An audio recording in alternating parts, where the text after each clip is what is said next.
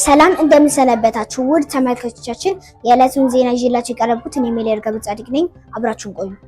የስድስተኛ ክፍል ክልላዊ ፈተና በያዝነው ሳምንት በተሳካ ሁኔታ መካሄዱን ትምህርት ቤቱ አስታወቀ።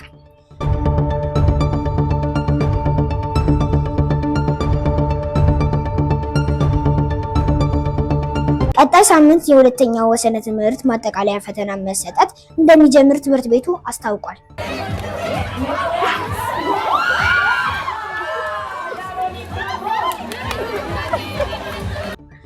ትምህርት መጠናቀቁን አስመልክቶ መግቢያችን ሲካሄድ የነበረው የእግር ኳስ ግጥሚያ ውድድሮች ከአራተኛ ለና ፕሪፕጂ ማሸነፋቸው ታውቋል። እሺ አሁን የዋንጫ መውሰጃ ሰዓት ደርሷል።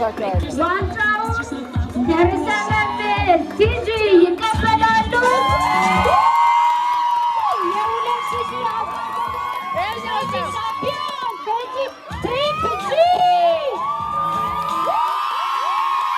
በአመቱ ሲደረግ የነበረው የስዕል ውድድር አሸናፊ 5 ተማሪዎች መለያየታቸው የስነ ጥበብ ተጠሪ አስታውቋል። ከዚህ ጋር ተያይዞ የጽሑፍ ውድድር አሸናፊዎች ታውቋል።